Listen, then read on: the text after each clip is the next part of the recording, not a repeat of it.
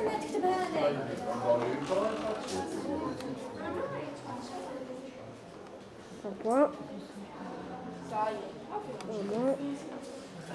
La prestation par un certain nombre l'acteur principal et de transition. La première étape avec laquelle transite le patient, c'est l'inscription. Une fois le patient inscrit, il peut passer à l'état suivant, le patient en anglais.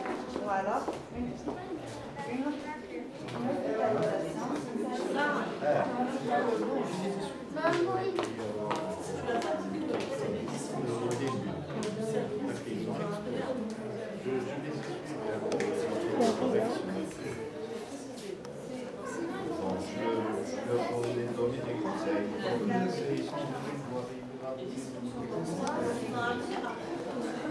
Mais c'est sur la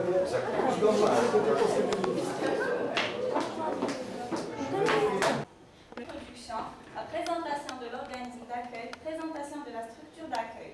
En deuxième partie, présentation du sujet, l'étude de l'organisation actuelle, puis le diagnostic. En troisième partie, diagramme des cas d'utilisation, diagramme de classe, diagramme d'état de transition.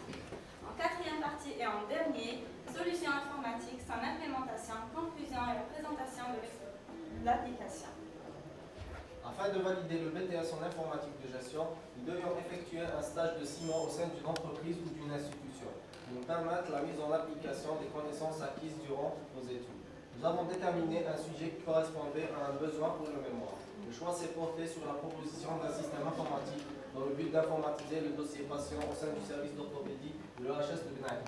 C'est la mission de base, car l'établissement étant en pleine évolution, cette démarche nous est apparue comme indispensable dans le processus de gestion du dossier patient.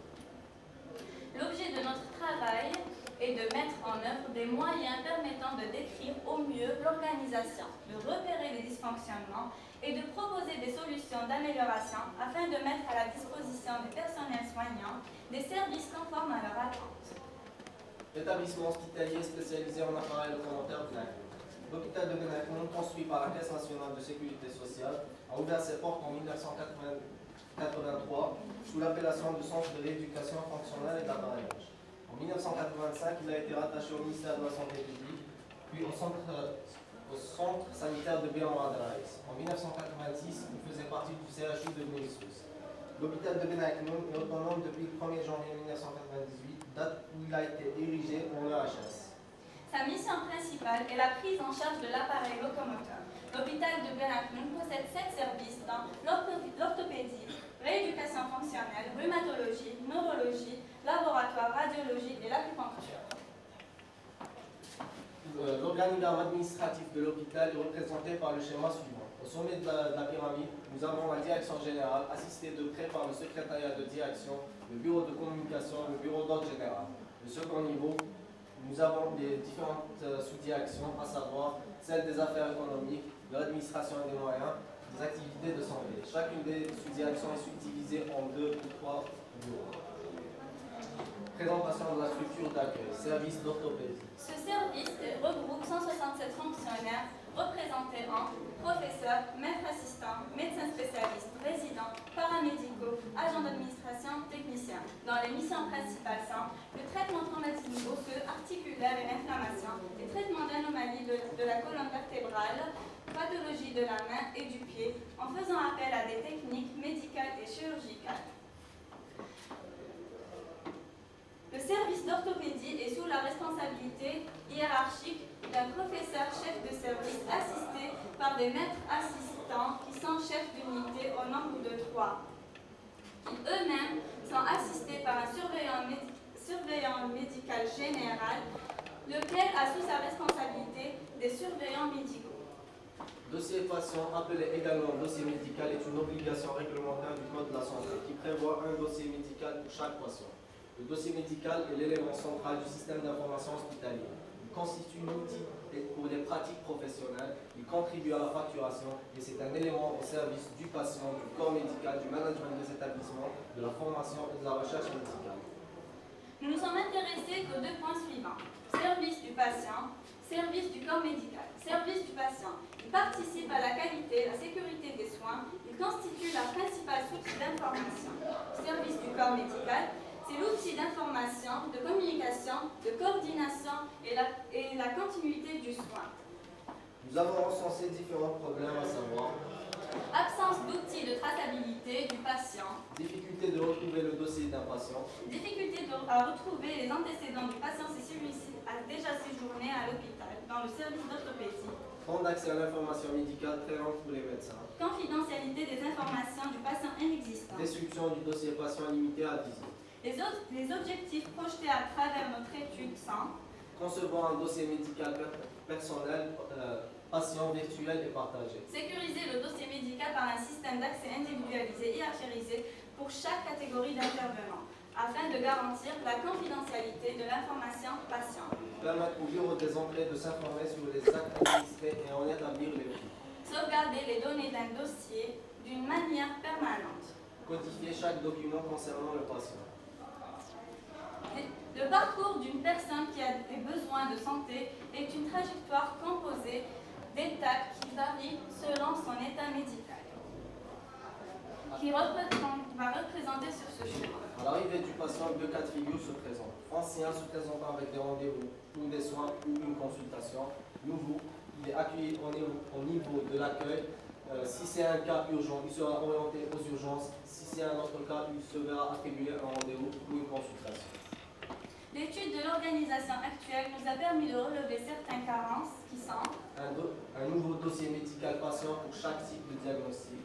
négligence dans le report de certaines informations, Insuffisance dans la procédure de gestion du dossier médical. Le dossier est susceptible de ne pas être retrouvé faute de place sur les sites d'archivage. À partir de ce fait, le dossier médical informatisé devra pouvoir suivre le patient de son entrée jusqu'à sa sortie du service d'orthopédie. Cela en suggérant Favoriser la dématérialisation des documents et des processus en numérisant les informations, en automatisant les processus, en facilitant les interactions entre les acteurs. Proposer une seule codification qui représentera le patient durant toute sa vie.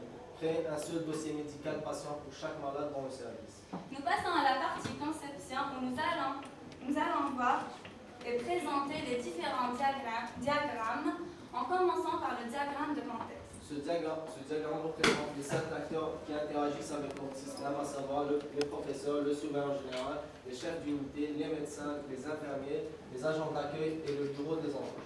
Le deuxième diagramme. Les différentes procédures concernées par le dossier patient au sein du service d'orthopédie sont obtention d'un rendez-vous, consultation patient, soins, entrée-sortie patient pour hospitalisation et données communes.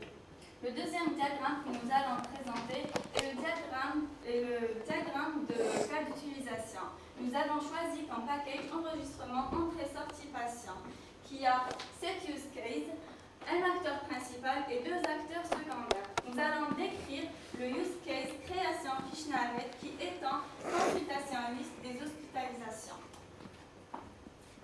Comme a précisé mon binôme, nous allons voir le use case création de fiches navettes dont l'acteur principal est le réceptionniste des bureaux des entrées. Mon objectif est de créer une nouvelle fiche navette pour un patient. Pour cela, il faut la réception d'une demande d'hospitalisation. Après avoir reçu une demande d'hospitalisation, le réceptionniste effectue les opérations suivantes. Il se positionne sur la fenêtre Actualité, il sélectionne une demande d'hospitalisation d'un malade, clique sur le bouton Aperçu, il est dirigé vers la fenêtre Aperçu du doc, clique sur le bouton Créer la fiche navette, il saisit toutes les informations, clique sur le bouton Confirmer la création de la nouvelle fiche navette. Si la demande d'hospitalisation n'a pas été établie par le médecin, le réceptionniste ne peut pas procéder à la création d'une nouvelle fiche navette pour un patient. Ce qui résulte la confirmation administrative que le patient est hospitalisé et possède une fiche navette pour sa nouvelle hospitalisation. Le système doit pouvoir offrir à l'utilisateur la possibilité d'annuler le processus de création d'une nouvelle fiche navette, à condition que sa création n'ait pas été confirmée. Le déroulement temporaire de ce cas d'utilisation est représenté en diagramme de séquence. Notre diagramme de classe a 12 classes, 4 classes associations, dont 18 associations. Nous allons... la classe patient passe par différents états et des transitions. Le premier état où il est le patient est l'état initial inscription. Il passe à l'état suivant, qui est l'état obtention rendez-vous, ou alors à l'état hospitalisation si c'est le cas d'une urgence. La transition urgence le fait passer à l'état hospitalisation, sinon il est à l'état obtention rendez-vous. Après l'obtention rendez-vous, la transition abandon le met à l'état final. Donc si le patient abandonne son rendez-vous, il est en état final. Sinon, le patient se présente à son rendez-vous, il est en état consultation. Après l'état consultation, il passe à l'état diagnostic. Ici, plusieurs transitions peuvent venir et le mettre en état final. Soit il y a le décès du patient, l'abandon ou sa guérison. Ou alors, d'autres transitions peuvent subvenir, telles que la demande d'hospitalisation.